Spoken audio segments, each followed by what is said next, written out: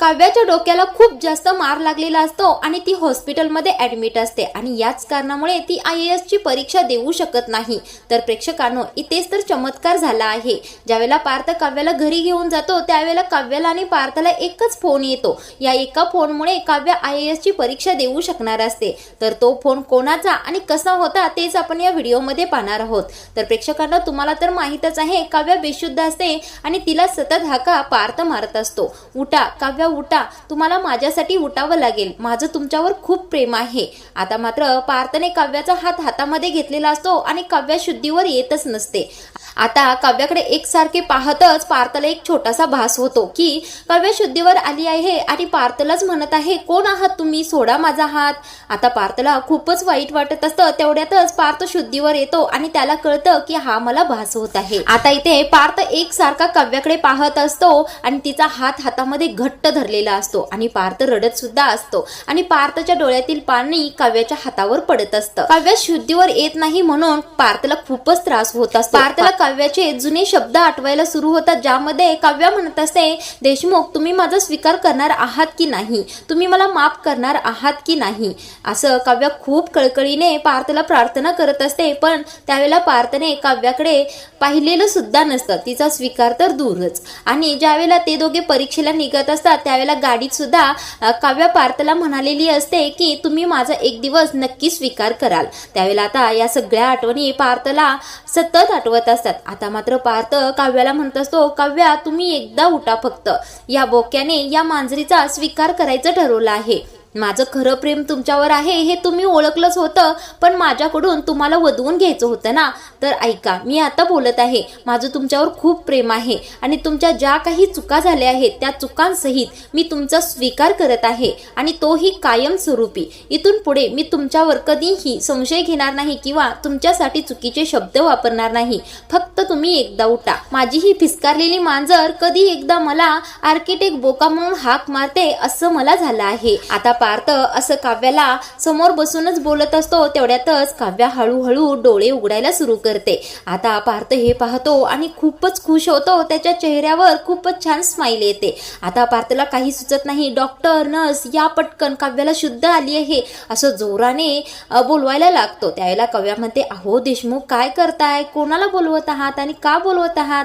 त्यावेळेला पार्थ म्हणतो, तुम्हाला उठून बसायचं असेल ना म्हणून त्यांना बोलवत आहे। त्यावेळेला काव्य म्हणते, अहो मग त्यांना का बोलवताय, तुम्ही आहात ना माझ्यासाठी, तुम्ही एकटेच पुरेसे आहात। आता पार्थ खूपच खुश होतो आणि काव्याच्या मानेखाली हात घालून तिला उठवून बसवतो। त्यावेळेला नंदिनी आणि जीवा सुद्धा तेथे येतात। आता मात्र नंदिनी खूपच खुश झालेली असते, अगं काव्या, तू ठीक झालीस ना।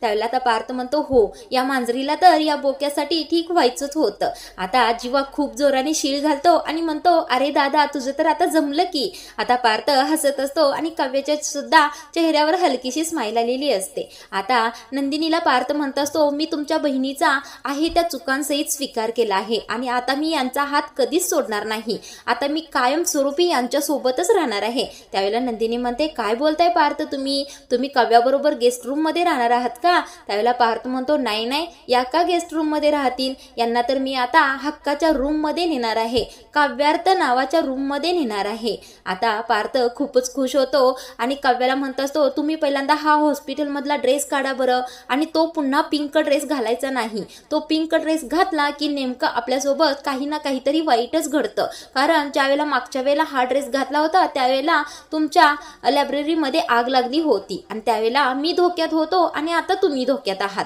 त्यामुळे तो ड्रेस पुन्हा घालायचा नाही। आता काव्या पटकन जाते आणि ड्रेस चेंज करून येते। आता पार्थ काव्याला उचलूनच घेतो आणि घरी घेऊन जातो। आता इकडे मानिनी यांच्या स्वागताला तयारच असते।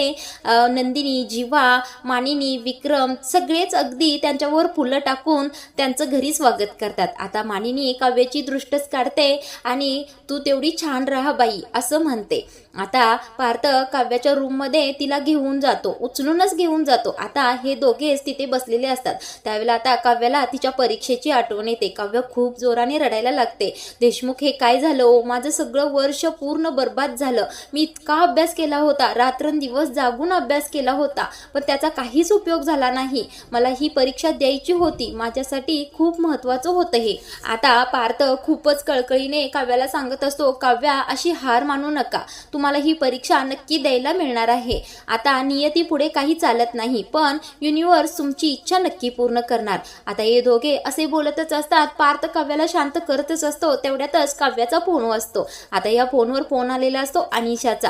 आता काव्या स्पीकरवरच फोन टाकते आणि तिला म्हणत असते, अनिशा तू परीक्षा दिलीस का ग, कसे गेले तुला पेपर? त्यावेळेला अनिशा म्हणते, अगं काव्या तू कशी आहेस, बरी आहेस का? त्यावेळेला काव्या म्हणते, अगं मला काय होतंय, पण परीक्षेचं काय झालं पहिल्यांदा सांग. त्यावेळेला आता अनिशा म्हणत असते, अगं काव्या तुला एक गोष्ट सांगायची होती, हे युनिव्हर्स पूर्णपणे तुझ्या बाजूने आहे. त्यावेळेला पार्थ म्हणत असतो, अहो तुम्हाला काय बोलायचं आहे, बोला पटकन, इकडे त्या रडून रडून घायाळ झाल्या आहेत. त्यावेळेला आता अनिशा म्हणत असते, अगं काव्या तुझ्यासाठी एक सरप्राईज आहे.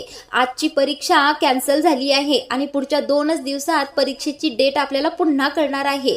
आता काव्या म्हणते, अगं अनिशा काय बोलतेस तू, खरंच की काय? त्यावेळेला अनिशा म्हणते, अगं हो, केंद्रावर काहीतरी प्रॉब्लेम झाला होता म्हणूनच आपले पेपर पुढे ढकलले आहेत. आता हे ऐकून काव्याचा आनंद अनावर होतो आणि काव्या फोन कट करते आणि पटकन पार्थला मिठीच मारते. आता पार्थ सुद्धा काव्याला मिठी मारतो आणि म्हणतो, मी बोललो होतो ना की तुम्ही परीक्षा देणार म्हणून. आता काव्या खूपच खुश होते. या दोघांचं असं बोलणं चाललेलं असतं. तेवढ्यातच नंदिनी जीवा मानिनी तेथे येते. नंदिनी काव्याला म्हणत असते, अगं काव्या एवढी का खुश आहेस? त्यावेळेला काव्या सगळं काही तिला सांगते. अगं ताई, केंद्रावर काहीतरी प्रॉब्लेम झाल्यामुळे आजची परीक्षा कॅन्सल झाली आहे. पुढच्या 2च दिवसात परीक्षेची तारीख पुन्हा कळणार आहे. आता हे ऐकून सगळेच घरातील खुश होतात. आता मानिनी म्हणते, माझ्या सुनेचं कधीही काही वाईट होणार नाही. काव्या तू बरी हो आणि पुन्हा अभ्यास कर आणि तुझी परीक्षा दे. तर प्रेक्षकांनो, लग्नानंतर होईलच प्रेम या मालिकेमध्ये काव्यार्थ आणि जीवांदिनी पुन्हा एकत्र आलेले आहेत आणि पुन्हा त्यांची नोकझोक असलेले सुखद भाग आपल्याला पाहायला मिळणार आहे. आता खूपच मज्जा येणार आहे. तर काव्याची परीक्षा अशी कॅन्सल झाली आहे आणि पुन्हा तिला पेपर देण्याचा चान्स मिळणार आहे.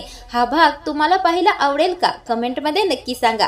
आणि हा व्हिडिओ आवडला असेल तर व्हिडिओला लाईक आणि चॅनलला सबस्क्राईब जरूर करा.